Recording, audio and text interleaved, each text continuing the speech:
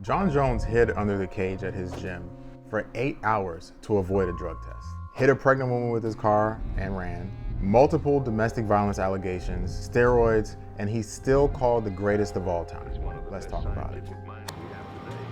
Floyd Mayweather has got 7 convictions. Jon Jones keeps getting arrested and we keep calling him the GOAT. You see a pattern? We defend their character because of their skill, and your brain won't allow you to separate the two. But here's the thing, canceling them is not the answer. Neither is defending them. There's a third option, and it's the only way to actually deal with this in a way that makes sense. Let's start with what's real. Jon Jones is one of the greatest fighters to ever step in the cage. His creativity in the octagon, the spinning elbows, the oblique kicks, the fight IQ, the way he controls distance. He changed the game for sure. You can study his footage for years and still find new shit. Floyd Mayweather, arguably the greatest defensive boxer of all time. Might even be the greatest boxer of all time. It took a long time to turn Gotti back into a boxer. 50-0, you know, the shoulder roll, the timing, the footwork. He made elite fighters look stupid. So let me be clear. I'm not here to diminish what they've done, but here's what's also real. Jon Jones, 2012 DUI, crashed his Bentley into a pole. Police told Action News that Jon Jones was on the scene and it was his 2012 Bentley that had crashed into a telephone pole at the corner. 2015, hit and run, hit a pregnant lady with his car, broke her arm, ran away from the scene, came back for his money and weed. And I ended up running into a car. I knew I smelled like alcohol. I step out of the car. Seconds later, I realized my bull's in the car. And then I go back to the car, couldn't find the bull, and I just took off running. 2021, domestic violence arrest on his fiance who had a bloody lip, and police found him hiding under the hotel bed. Domestic violence call. Female is bleeding from the nose and mouth. I hate you. I hate you. And of course there's steroids, popped for that multiple times, and hid under the octagon at his gym for 8 hours just to avoid a drug test. Floyd Mayweather, 2002, convicted of domestic violence. 2003, 2 counts of battery against women. 2010, attacked the mother of his children, all while his sons watched. And in 2012, he was actually sentenced to 90 days in jail. And then there's Conor McGregor. That dolly incident,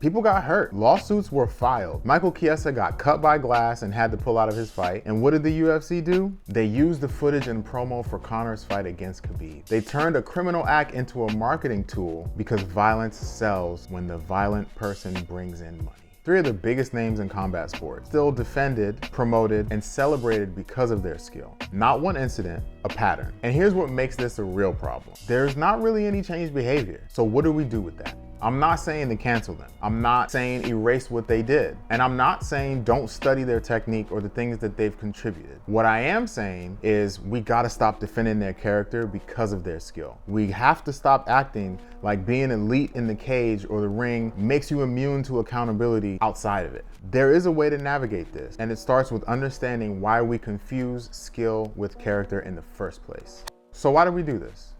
Why do we defend someone's character just because they're good at something? It's called the halo effect. When you see someone with one positive trait, skill, success, talent, your brain creates a halo around them. And that halo makes you assume that all their other traits are positive too. So when Jon Jones is elite in the cage, your brain assumes that he's got integrity outside of it. When Floyd Mayweather is a master in the ring, your brain assumes he's a good man, a good father. But skill doesn't transfer to character. Being great at fighting just means you're great at fighting. That's it. It doesn't make you wise. It doesn't make you a good person. And here's the second part. We invested in them, right? We bought pay-per-views. We spent hours studying what they do. We have defended them in arguments with our friends. We've tied our identity to their success.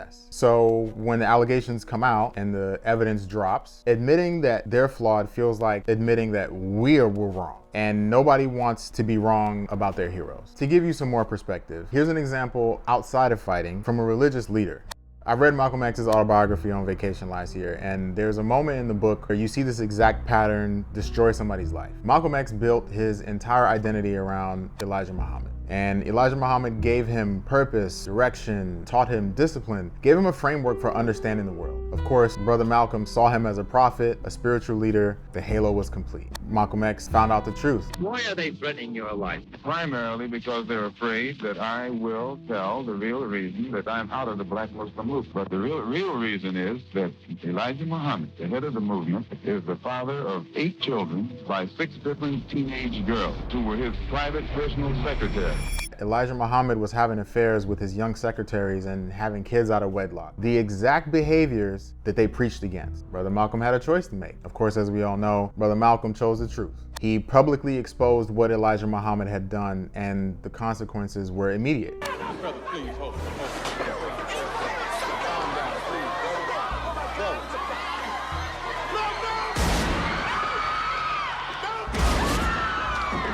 Three men rushed the stage while Brother Malcolm was giving a speech and gunned him down. Allegedly sent by the same Elijah Muhammad who had taught him the values that eventually led to him being killed. But here's what nobody wants to say out loud. When you defend someone's character because of their skill, you're not protecting them. You're protecting yourself. You're protecting your investment and your ego, your identity. And here's where the real damage happens, because when we don't call out this behavior, when we enable it by making excuses because someone's talented, we're teaching the next generation what we actually value. And what we're saying is, if you're good enough at something, the rules don't apply to you. They never really have to answer for their lack of integrity. They never have to face any real consequences for how they treat the people in their lives, because their skill protects them. And the organizations they work for profit from their behavior. And guess who's watching? The next generation of athletes, the next generation of leaders, and the next generation of people trying to do something with their lives. They're learning that if you provide enough value in any given field, you get to do whatever you want to whoever you want without facing real consequences.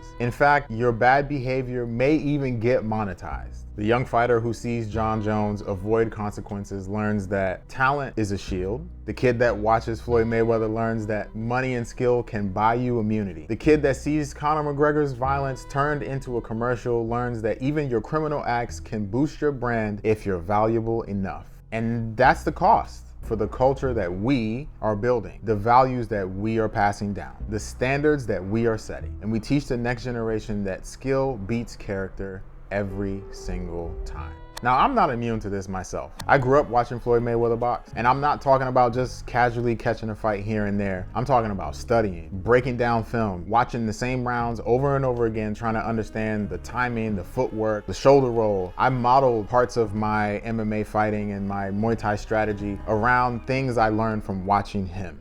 And then I read about the case. He pleaded guilty to attacking the mother of his children in front of their kids. And here's the thing I had to sit with. I still learn from him, but his skill doesn't make him a good person. And for way too long, I myself confused the two. So what do? Do we just throw the whole person away? Cancel every person who's ever made a mistake? Nah, that's not it either, because we all make mistakes. We've all lied, we've all hurt somebody, we've all done somebody wrong. Nobody's perfect. But here's what I learned. You can learn from what someone does and still hold them accountable for the damage they caused. I still study Floyd Mayweather's defense, but I do not defend what he did to the women in his life. Jon Jones, right? I've learned so many things from him, but what he does in the cage does not erase the pattern of reckless behavior that he has outside of it. You can respect what somebody's built. You can learn from how they do things. You can study their technique without defending their character. The world is not black and white. It's not. We have to be comfortable holding that complexity.